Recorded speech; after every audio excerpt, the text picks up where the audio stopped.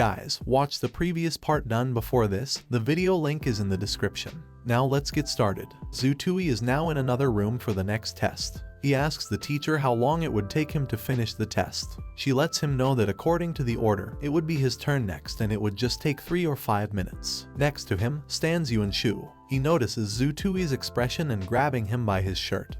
He asks Zutui why he looks so excited. He then aims to punch him while saying that he would help him if he wants to die. But Yuanshu's punch is blocked by Zutui, who then asks him if he thinks that it would be easy to bully him. Then, he grabs hold of his hand and bends it backwards until his wrist snaps. Yuanshu gets down to the floor while clutching his hurt wrist. However, this has angered him more and he tries to throw another punch at Zutui. Yet again, his punch is dodged by Zutui. Then, Zutui lands a kick at Yuanshu which causes him to scream and fall to the floor. 3 other guys who are standing by get angry at Zutui for humiliating Yuanshu. They decide to beat up Zutui. They charge at him to attack, but Zutui flicks small, round objects at them and in no time, all 3 of them are down too. The other students ask each other what just happened and one student says that it must have been a hidden weapon.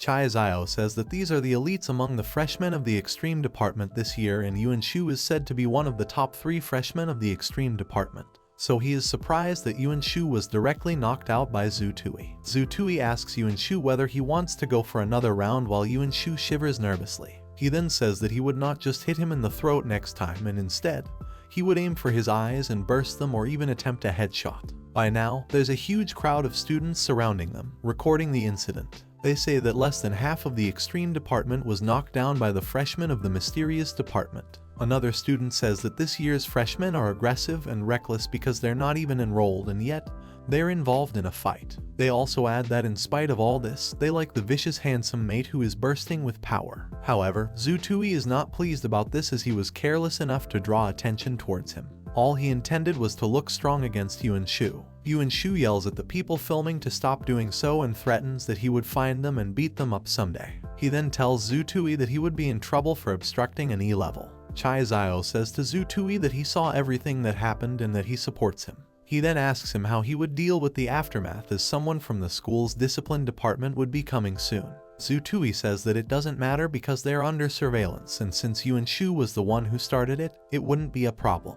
He also says that he has read the freshman code of the Huaxia Gene Evolution University, and so, he was forced to fight back. Chai says that in the view of the discipline department, all 4 of them were knocked down while Zutui is still fine. So even if he had reasons, it would be considered excessive self-defense. Zutui asks him what his point is and Chai Zio says that Yuanshu is an E-level intermediate privilege holder and even though he had shouted to let him go, Zutui had not listened. He also says that the priority of senior privileges of personal privileges is written into the Magna Carta of the Blue Star Convention and the Magna Carta Convention of Huaxia, thereby making it the law. Zutui asks him what the most serious consequence is. Chai Zio says that the best solution is to drag this small conflict on the Magna Carta Convention, withdraw from school, and compensate for medical expenses. He then says that the compensation for the expenses are fine but the withdrawal is a little too much. So Zutui says that it would be up to them to choose. He then notices his watch glow and realizes that it's the string of messages that were sent earlier that he didn't bother to look at. He opens them and a series of messages pop up, informing him that for finding the spy,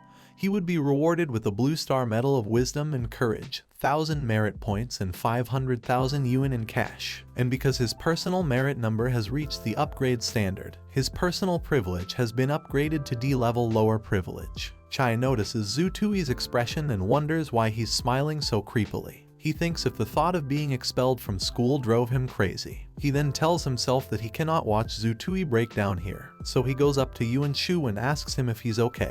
He then tells him if they could play a game where they could make a big matter into a small matter, and make the small matter disappear. Yuanshu tells him that he knows what he means as they are classmates and he does not want to ruin anyone's future but there must be an explanation for how it turns out. Chai Snap tells him he's cool and asks him what he plans to do with this matter. Yuanshu tells him to bow down and apologize to the 4 of them one by one and then pay 100,000 medical expenses each. And then the matter would be over. Before Chai Zio can even reply, Zutui stops him and says that he can take care of this by himself. In his mind, he is surprised that Chai Zio would do this for him even though they've only known each other for just half a day. Soon, people from the discipline department show up and Zhu Tui tells Yuan Shu to do whatever he wants and to not blame him for not giving him a chance. Yuan Shu tells him to not regret the path he chose himself. Zhu Tui replies that he would return the same words to him, while Chai wonders why Zhu Tui became so arrogant. A teacher from the discipline department tells them that freshmen have no regard for the school's freshman regulations. He then says that the admission procedures haven't finished yet and they've dared to start a fight and cause trouble.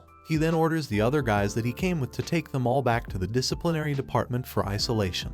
He also tells them to retrieve the surveillance video and restore the incident process, and also asks them to randomly select 20 students who witnessed the incident as evidence. Before he can be taken, Yuan Shu informs them that he has an E-level intermediate privilege. He also says that he came to work and asked Zhu Tui to move and give him way, but he refused, provoked him and fought him. The guys from the department say that because of this, Yuan Shu enjoys the right to relative preferential treatment, and so it wouldn't be necessary to take him to isolation for questioning. After this, Yuan Shu comes up to Zhu Tui and tells him that he's been let off easily, but Zhu Tui is not as lucky as him. And Zhu Tui asks him if he's sure about that. Zhu Tui tells the teacher that he's a D-level low privilege, and so he should be able to enjoy preferential treatment too. Both the teacher and Yuan Shu look at him in confusion. Then, Yuan Shu bursts out laughing and says that it's hilarious for him to say that, as not even most of the teachers in the school are D-level low privileges. The teacher too thinks that it's impossible for a freshman to have D-level low privileges. He thinks how he's been working here for so many years and yet he's still an E-level high privilege and 100 points away from D-level low privileges. So he wonders how it's possible for an 18-year-old student, and then thinks that he needs to find out more about it.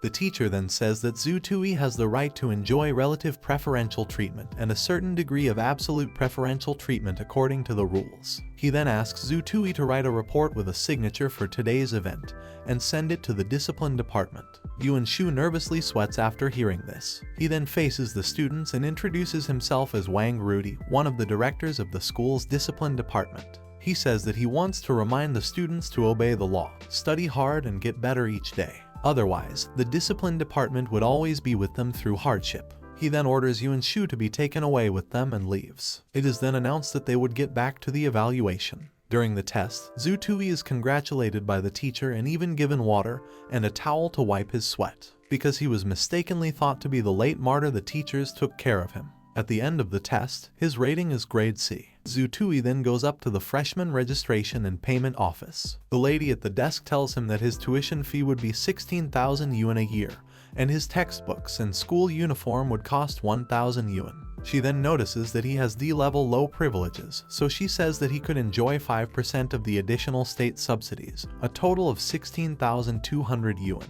Behind him, the rest of the students chit-chat amongst themselves about Zhu Tui. One says that he knocked out 4 guys and another says that it's because he's the descendant of a martyr. Zhu Tui is mad that nobody believes that he's not a descendant of a martyr, even though he told them many times. He then tells himself to let it be, as he's tired of explaining. The lady then hands him something and says that his admission procedure is completed. Zhu Tui receives a message from Professor N. She asks him to come to the Gene Academy No. 14 Research Institute and call her when he reaches the door. Zhu Tui thinks that this would be a good time to thank her for giving him the special admission quota, while the woman behind the desk stares at him as he leaves. Meanwhile, inside a control room, it is shown that No. 26 has agreed to perform an observation task of No. 37. And so, the observation task starts. Zhu Tui reaches the Gene Academy No. 14 Research Institute, and Professor N tells him that it would be more convenient for him to get a pass later so he could come here alone even when she wasn't here. She then asks him to take a seat and says that she called him here for 3 things. She says that she would sign to send him to transfer to the X-ray vision class as it still has time. But Zhu Tui blurts out that he thinks that she is so beautiful and elegant. To this, she says nothing. And Zhu Tui thinks that it is too difficult to hide one's thoughts from those who are wise-minded. She says again that she called him here for 3 things. The first thing is that he has received a letter of apology from the Jin City Prefectural Guard Command, which has been asked to deliver to him. Zhu Tui wonders what the point of apologizing to a living person like him is. They should be apologizing to the students, who and the security bosses should be the ones to apologize. She then says that the second thing is that from today, he'd be an intern at the No. 24 Research Institute, where he would be responsible for some miscellaneous things. Zhu Tui sighs and thinks how she did not even ask for his own opinion and made an arrangement for research. She then says that as a benefit, there is 1 E-rank energy replenishing medicine per month, and that he could always ask her for advice or any questions. Zhu Tui immediately says that he would do it. To him, the medicine doesn't matter. The main thing is, he wants someone to teach him how to use his abilities. She then says that the third thing is about his learning plan. She asks him if he knows what the most important thing for genetic neophytes in the mysterious department is. Zhu Tui asks if it is mentality. Professor and says that it is mental power to be precise, as the use of any gene ability is based on mental power. And moreover, mental power itself is a gene ability. She then takes out small steel balls and flings them across the room. She tells him that although these small steel balls seem to be bouncing hard, they didn't touch any of the things in the research room. So when the spiritual power is strong to a certain extent, it will become no less than the mysterious ability of the ultimate department. But the spiritual power cannot be seen and touched at present. And in addition to that, it is the most primitive training method, so it is difficult to quickly improve. She then says that human research so far summed up countless secret cultivation methods, and their department's mental power gene base is to open the secret method. And the first requirement for this is to sense into the subtle, and it is called as inner vision.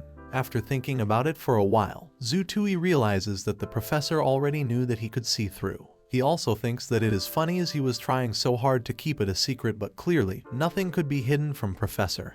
Earlier, she had said to him that those who can sense the subtle would be able to see through, and only a very small number of gene evolutionists, or a small number of gene transmuters, can obtain the ability to see through. Under the condition of X-ray vision, one could have a higher accuracy of opening more gene base points of the mental power gene. The efficiency is higher, including the late opening of the gene ability chain, but also has an immense advantage. For example, to penetrate the genetic ability chain of vision, a total of 8 gene base points are required to open. However, for students in the vision department, even with the unique cultivation method, an average of 15 gene base points is needed just to be able to open X-ray vision with an accuracy rate of 15%. The extra 7 may be useful or useless for other gene ability chains and cause side effects or even disaster. Zhu Tui asks if that's not a lucky break. The professor says that you could almost say that. In the first 30 years of the Great Genes era, the opening of the gene base point was known as a lucky break or a roulette. It is also because of the experience of countless ancestors, summing up and doing countless experiments, and only now are there a few systematic and safe methods to open the gene base point.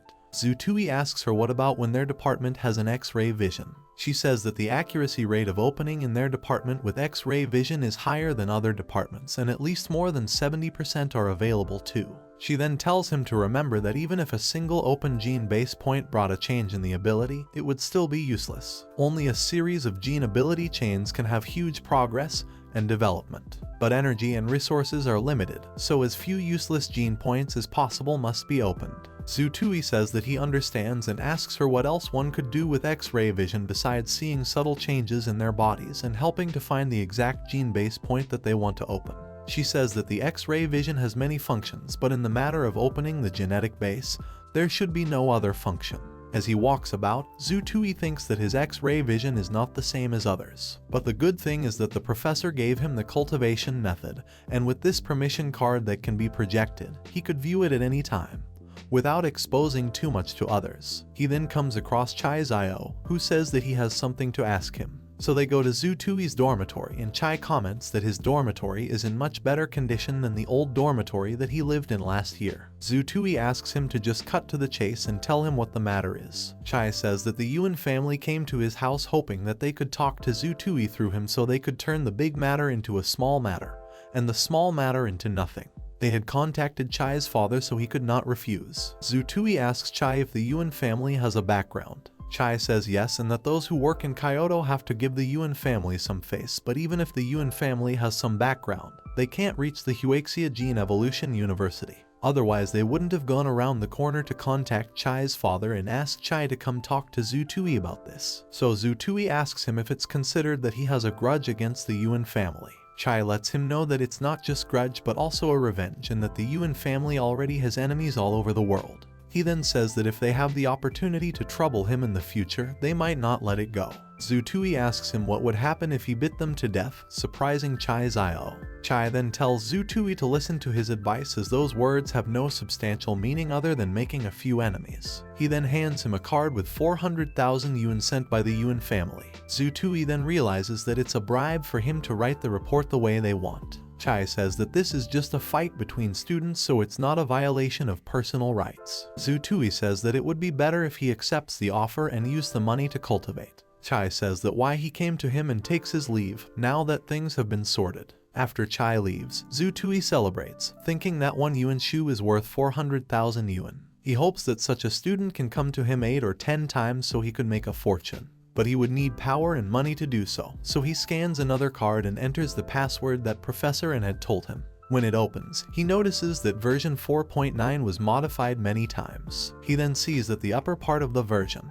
the opening of the spiritual gene base points, is divided into 3 points, and when he reaches the 3rd level of cultivation, he could reach another level of spiritual cultivation called as the royalty. Just like Professor N, within a certain distance, it is a large area of precision sniping, which is not even stronger than the current thermal weapons and energy weapons. It could also help one fly without the help of external forces. To Zhu Tui, it looks cool just imagining it. He then decides to stop thinking about it and start cultivating it first. But before he can begin, he is distracted by a notification. He opens it and sees that it is a message from Gong Ling. She says that she just checked into her dormitory, which is 1507.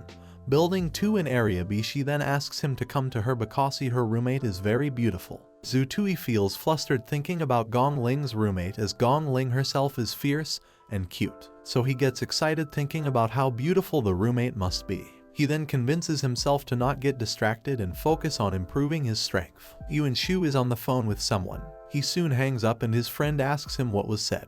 He tells him that disciplinary measures and expulsion would be impossible. At most, he would be given a warning. The guy asks him if this is the end of the matter. Yuan Shu says that his family said that this matter is over, and if he wanted to get back in the future, he would have to rely on his own strength. Another guy says that Zhu Tui is from the mysterious department while they are from the ultimate department, so there's still a chance to fight him in the future. Another guy says that he has an idea. Yuan Shu tells him to forget it as his family said no. The guy then says that they won't do anything, let alone provoke him, and that they would just move their fingers. So Yuan Shu asks him what he plans on doing, and he says that they can make use of the internet and the hatred of the ultimate department against Zhu Tui, and then they could make him never turn over. The next morning, Zhu Tui munches on food while thinking that Yuan Shu is such a good man because without his support, he would not be able to buy so much food and eat in the morning. He then decides to see if there's any interesting news today. He opens up the university's gossip page. He does a spit take when he sees that there's articles about him with ridiculous headlines. One of them even says that he threatened to destroy the whole extreme department with one soybean. So he realizes that there is someone who's trying to mess with him. And it also seems like they're trying to stir up conflict between him and the extreme department, so they come after him. He then thinks that as long as he's strong enough, it doesn't matter who comes to pick a fight with him. Zhu Tui then heads to the important opening ceremony at school. At the school square, all the students have gathered. Wen Xinglan, the principal of the Huaxia Gene Evolution University, says that everyone here is the pride of heaven with the ability to think independently, so it would be useless to say more. So he raises his hand and from it erupts bolts of lightning. The students watch in surprise. Wen Xinglan then snaps and it leads to a series of thunderbolts, leading up to the clouds. The students all shut their ears and Zhu Tui wonders what is going on. He then sees an opening amongst the clouds. The other students try to figure out if this is the mysterious department or the extreme department. Suddenly, they see a man descend from the clouds and the students cheer for him. He is Vice President Han, an extreme department expert. Wen Xinglan says that this is the end of the freshman entrance ceremony, and that he would like to convey to everyone that with new gene humans, anything is possible. Hearing this, Zhu Tui thinks that he has a long way to go until he reaches the upper limit of geneticists. Later, Zhu Tui is in the mysterious Academy multipurpose hall classroom.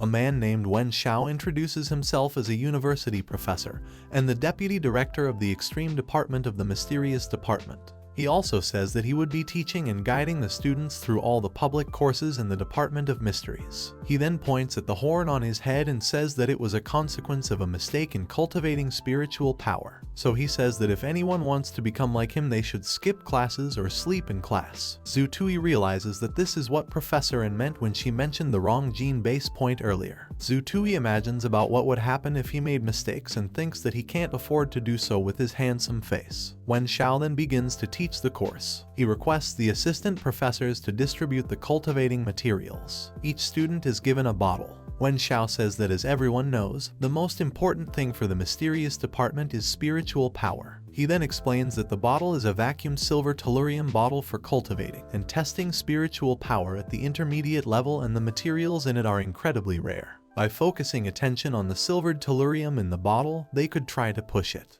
The maximum amount of range they are able to push is based on the scale of their mental power. So he tells the students to focus their attention on their bottle and try their best to push the broken cards inside. He continues to say that the first time would be difficult and asks them not to rush. Suddenly, there's a loud explosion and everyone wonders what's going on. After bandaging up Zutui's arm, the teacher, Wen Xiao, asks him if it is better. Zutui tells him that it's nothing serious and it's just that the cultivator exploded.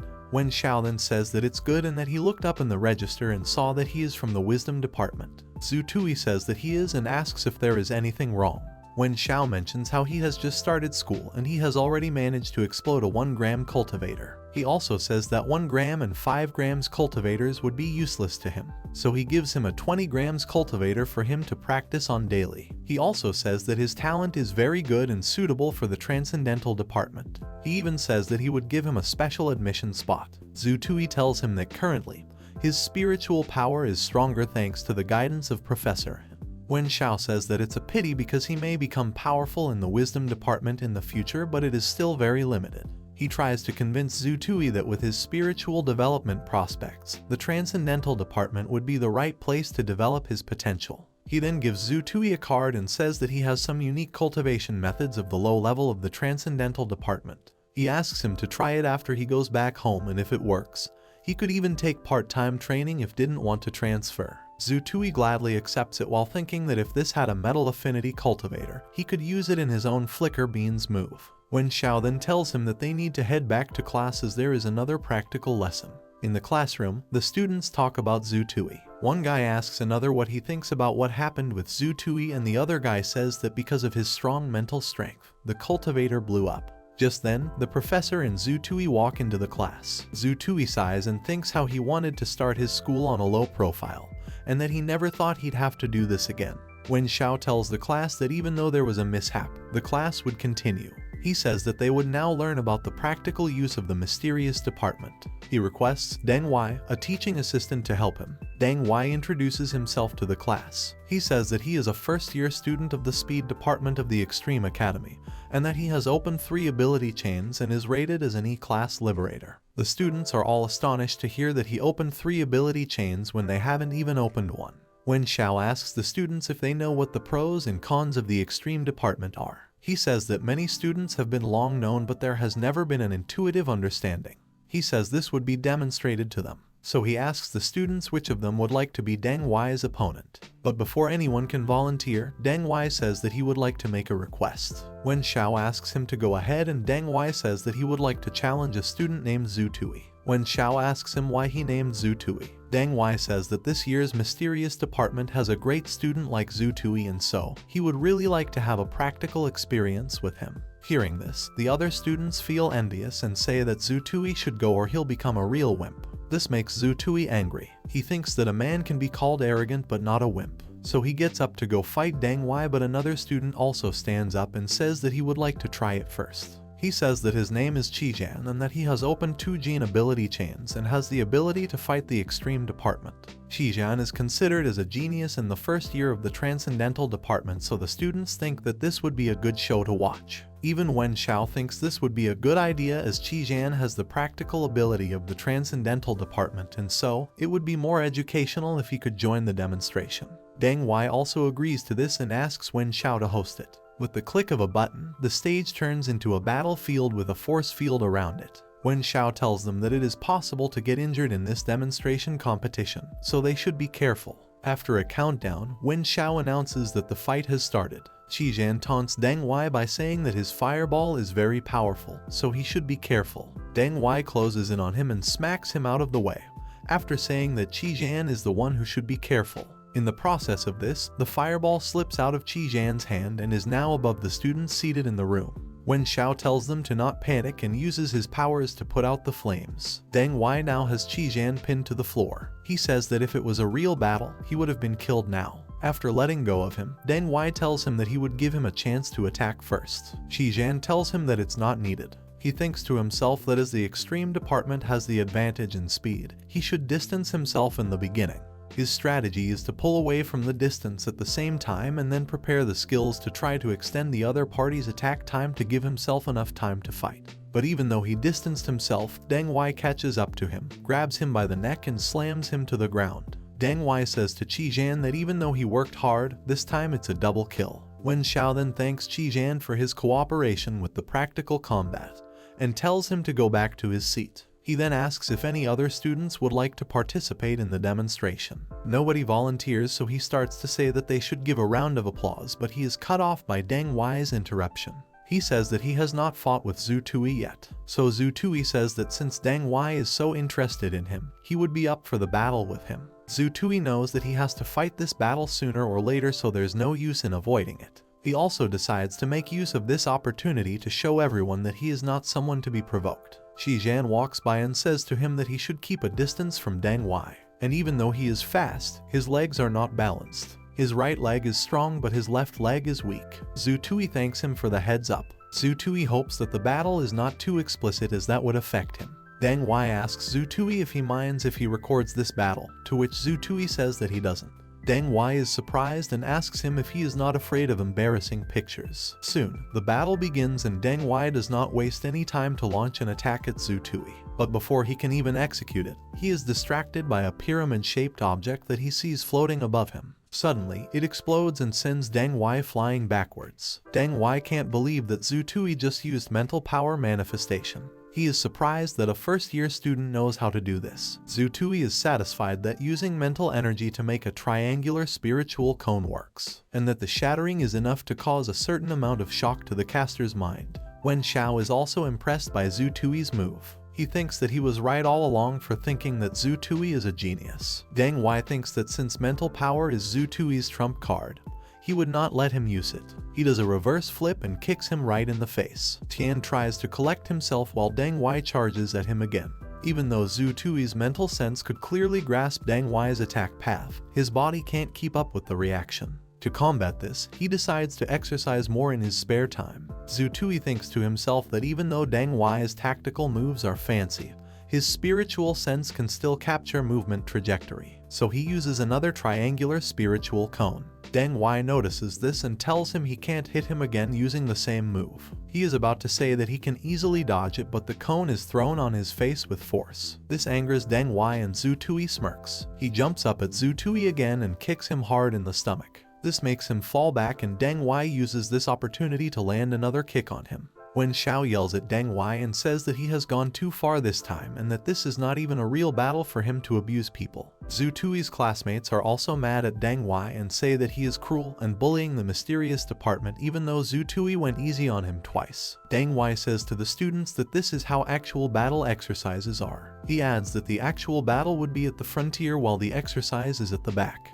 He also says that they are genetically new humans and the danger they might face in the future could be 10 or 100 times more. So if they could not even accept such a danger, they should not be at Huaxia University. Zhu Tui says that, that's right. He then tells Deng Wai that they should go for real combat exercises, real combat in the front and drill in the back. He asks him if he dares to join him. Deng Wai says that he could accompany him all day long if he had the guts. He also tells him to be careful as this time he would go all out to bring him down completely. Zhu Tui says that's good and asks the professor if he can use all the abilities he has since it is a real combat exercise. Wen Xiao says that he is allowed to use all of his abilities. Zhu Tui then says to Deng Wai that he has a very famous ability, and asks him if he minds if he uses the ability here. Deng Wai realizes that he's talking about the Super Soybean and says that he can use it.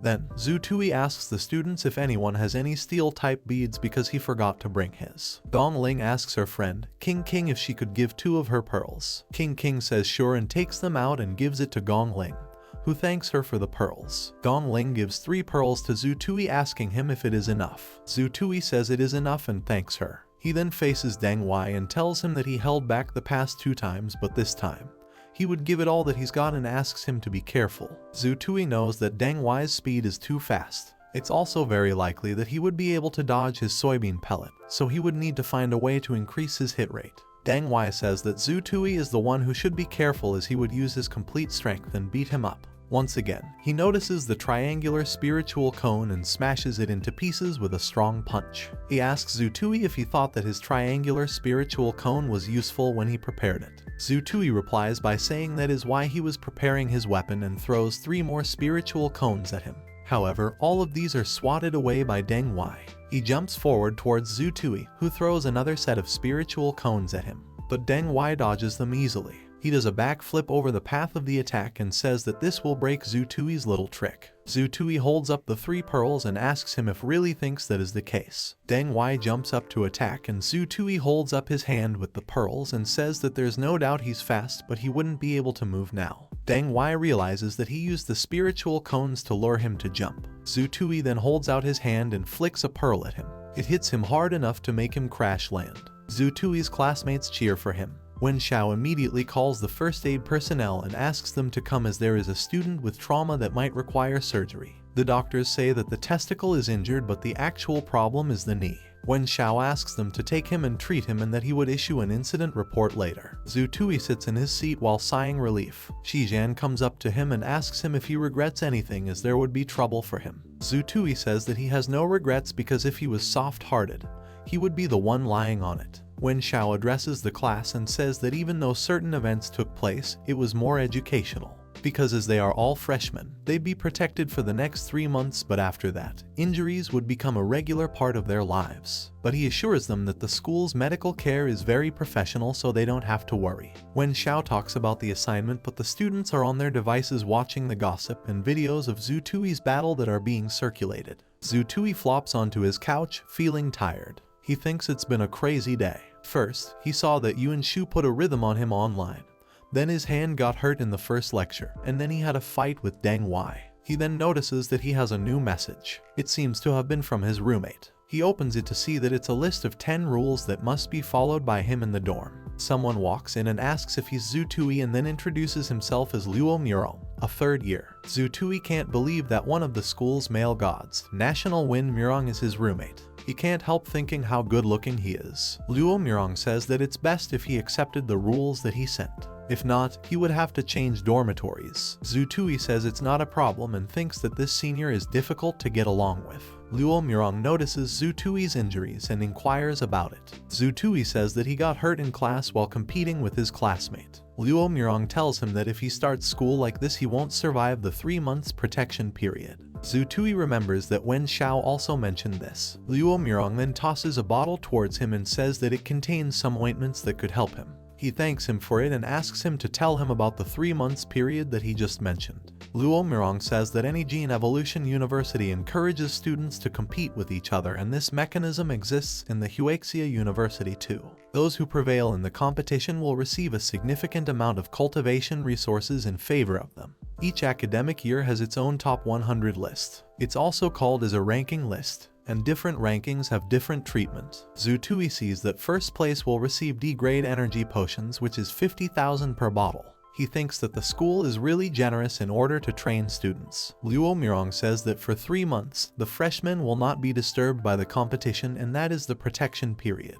But the competition will open after that. He also says that there are guys like Zhu Tui who don't follow such rules and get points at the beginning of the school year. Before he leaves, he says that no matter how he got injured, there's no doubt that he's been targeted and that he should cultivate diligently if he doesn't want to get killed. Zhu Tui thought that he would be difficult to get along with, but the senior actually seems sharp-tongued and soft-hearted. He then thinks about Yuan Shu and Deng Wai, but he's not afraid because many classmates recorded the video, and the evidence is there. He then decides to check out the transcendental cultivation methods that the professor gave him. He hopes that there's a metal affinity or a similar skill in it. After sweating a lot during cultivation, Zhu Tui takes a shower. He gets a call from Chai Zio. Chai asks him to take a look at the campus network where there is a guy named Shot is Eternal who posted a rhythm for him. He also says he found out information about this person. He is Lian Jinzheng from the Mysterious Academy, Transcendental Department in the 3rd year, and his ranking list is number 72.